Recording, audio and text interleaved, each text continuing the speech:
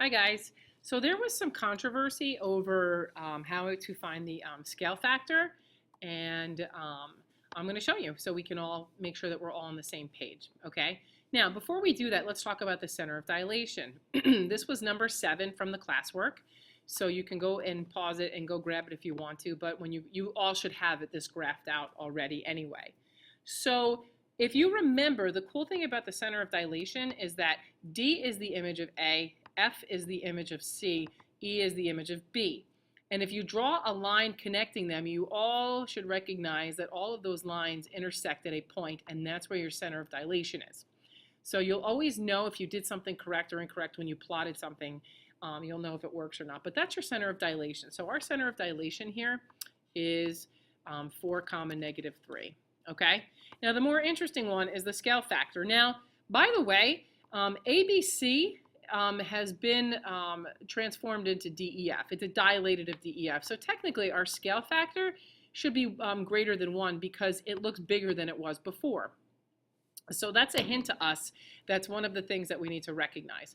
Now, to find the scale factor, you want to always start from your center of dilation. And you want to calculate the slope from your center of dilation to your old point, and then calculate the slope to your new point. And I'll show you what I mean. So if I'm going to go here and I'm going to go down to B and down and over, I went down 3 and to the right 4. That's my old point. Now for my new point, again, I start from my center of dilation and going down across.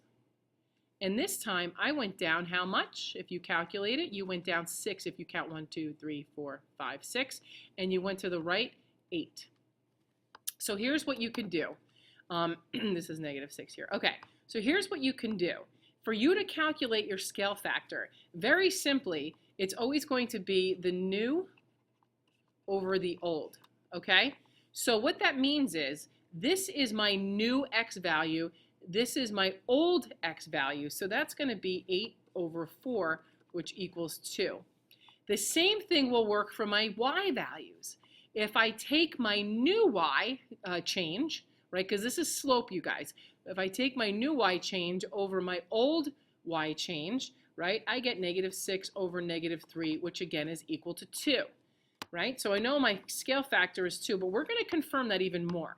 And the other thing I want you guys to think about is if you look over here, and if you have -3 and then it becomes -6, what did you have to multiply -3 by to get -6? And the answer is easily said is 2. And then 4 to 8, you had to multiply by 2. So we're multiplying by the same thing. Now these are pretty conspicuous because you're doubling it. But what if it's a fraction? And that's why I said it's important to take the new run for the x's and the old run for the x's and then just do their ratio. And the same thing will work for any set of points. So for example, if I come over here, right, and really do the obvious one, if I go from my center of dilation to A, right, the center of dilation to A is 6, right? Now I'm going from my center of dilation to my new image, and if you were to predict how far it is from your center of dilation to the new image of D, which is D, then you should recognize that it's 12. And again, if you do the new horizontal shift over the old horizontal shift, 12 divided by 6 is equal to 2. Now, we should also confirm that it works for C and its image F. So I'm going to go back to my pretty pink color. And by the way, hot pink is one of my absolute favorite colors. I think hot pink is fabulous. So anyway, we're going to do the slope. And again, it's always from our center of dilation. So if I'm going to go to C, I'm going to go down 1 and to the right 1, 2, 3, 4, 5, 6, 7, 8, 9. Now, if I went down 1 and to the right 9, you can basically predict by using that scale factor that, yeah, we're going to actually go down how much, you guys? Yes, it is 2. And how far to the right if I count it? You guessed it, 18. That is awesome. And again, if you do the new horizontal over the old horizontal, then it's always going to equal 2 because 18 divided by 9 is 2. So technically, if you want to do your scale factor, the really nice way to look at it, okay, is you do your new horizontal over your old horizontal, or you could do your new vertical, this doesn't look like I'm writing nice, over your old vertical. So again, in order to find these, you always have to find out what your slope is from your center of dilation, okay? So, and this is always found by using the slope, okay? So let's go and look at number 9 and make sure that we actually have some semblance of a clue as to what we're doing, okay? So let's open that little cookie. All right, so this one was number 9, okay? And number 9, again, when you graph this, the cool thing is that a bunch of the points seem to have were lying on the same line. And what you should have noticed is that they intersect at this center of dilation of -8, -7, which is absolutely fantastic. So again, if you want to find out what your center of dilation is, whoops, I got to go and put that up there and get my pretty pink pen because you all know it's my favorite, one of my favorite colors. Turquoise is another one of my absolute favorites. But anyway. Okay, so we got our center of dilation, and again, it's by connecting the dots, la, la, la, la. So now it's time to do our scale factor, okay? So if you want to use the rule that I showed you guys on the last problem, I would pause right now and then go figure it out. But before you do that, we know then that let's take a look at this first. I'm sorry. We have triangle ABC, which is the original triangle, and then DEF is our new triangle. So before we even begin the problem, we know that our new image is actually smaller than our original image. So therefore, our scale factor had better come out to be something less than 1. Now, if we're going to do this, remember what I said, to find the scale factor, you always start where, my friends? You guessed it, at the center of dilation. So we're going to go to B, right? Because E is the image of B, but we're going to start here. And we're going to go up to B, so we're going up and to the right. So we're going up 1, 2, 3, 4, 5, 6, 7, 8, 9, 10, 11, 12. So we went up 12, and we're going to the right 1, 2, 3, 4, 5, 6, 7, 8, 9, 10, 11, 12. So we went up 12 and to the right 12. Okay, so this is the old, right? This is the old rise and run. So now we want to find out what the new rise and run is. So I'm going to grab my orange now because I have a different color here. And then we're just going to E because E is the image of B. So we start again where, you guys? You guessed it, at our center of dilation. So we're going to go up and to the right. So we're going to go up 3 and to the right 3. And this is our new rise and run. Now, you guys, let's really think about this. Yes? So if I look at this, right, remember what I said, your scale factor is when you have to do the slopes first. So you're doing the new over the old, right?